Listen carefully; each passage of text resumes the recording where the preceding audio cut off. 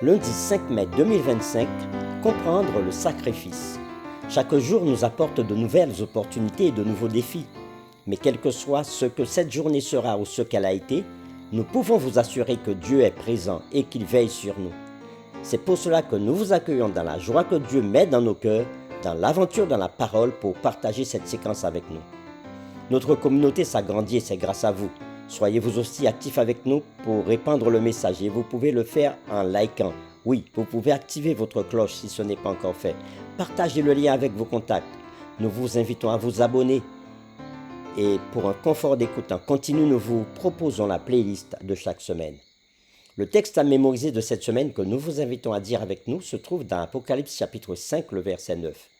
Et il chantait un cantique nouveau en disant « Tu es digne de prendre le livre et d'en ouvrir les sceaux, car tu as été immolé, et tu as racheté pour Dieu par ton sang des hommes de toute tribu, de toute langue, de tout peuple et de toute nation. » Nous vous invitons à le redire avec nous.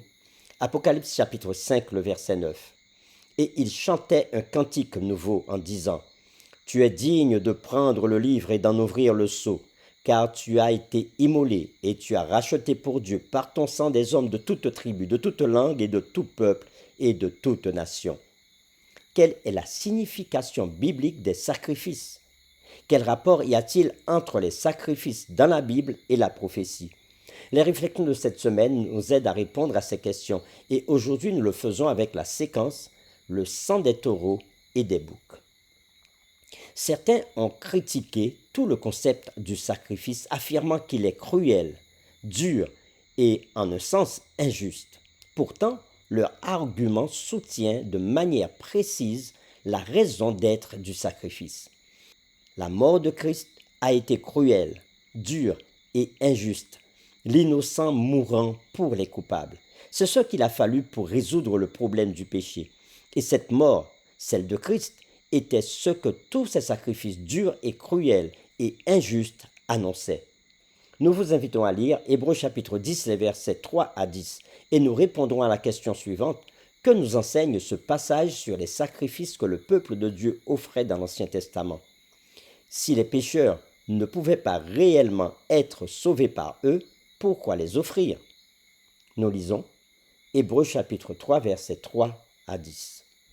Mais le souvenir des péchés est renouvelé chaque année par ces sacrifices, car il est impossible que le sang des taureaux et des boucs ôte les péchés. C'est pourquoi Christ, entrant dans le monde, dit « Tu n'as voulu ni sacrifice ni offrande, mais tu m'as formé un corps. Tu n'as agréé ni holocauste ni sacrifice pour le péché. Alors j'ai dit « Voici, je viens. » Dans le rouleau du livre, il est question de moi. Pour faire, ô Dieu, ta volonté. Après avoir dit d'abord, tu n'as voulu et tu n'as agréé ni sacrifice ni offrande, ni holocauste, ni sacrifice pour le péché, ce qu'on offre selon la loi. Il dit ensuite, je viens pour faire ta volonté. Il abolit ainsi la première chose pour établir la seconde. C'est en vertu de cette volonté que nous sommes sanctifiés par l'offrande du corps de Jésus-Christ une fois pour toutes.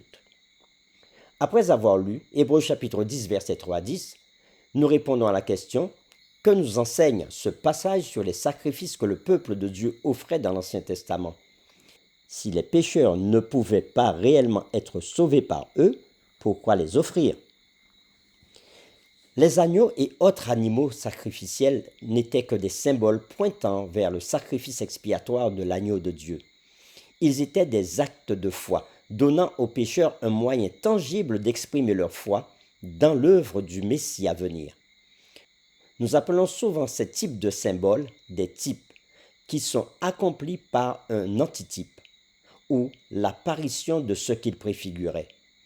Certains ont même décrit les sacrifices comme des mini-prophéties de la mort de Jésus sur la croix. Les rituels associés au sacrifice étaient un peu comme payer pour un voyage. Lorsque vous achetez un ticket de train ou un billet d'avion, vous ne recevez pas immédiatement le voyage que vous avez payé. Au contraire, vous recevez un billet ou un laissez-passer, un symbole ou une promesse du voyage à venir. Vous pouvez rester assis sur ce morceau de papier autant que vous le souhaitez, mais il ne vous amènera à aucune destination. Une fois que vous avez embarqué et que le voyage commence, cependant, vous avez reçu ce pourquoi vous avez payé. Le billet devient inutile. Il en était de même pour les animaux sacrificiels. Ils avaient un rôle important à jouer, mais une fois que le véritable sacrifice a été offert, ils sont devenus inutiles. Une réalité représentée lorsque le voile entre le lieu saint et le lieu très saint dans le sanctuaire terrestre a été déchiré à la mort de Jésus. On le lit dans Marc chapitre 15 verset 38 où il est dit « Le voile du temple se déchira en deux depuis le haut jusqu'en bas ». Fin de citation. Tout le système sacrificiel, le temple et tout pointait vers la mort de Jésus sur la croix. Une fois que Jésus a accompli sa promesse à la croix et s'est relevé victorieux sur la mort, les types devinrent inutiles. Pour terminer, réfléchissons à cette question.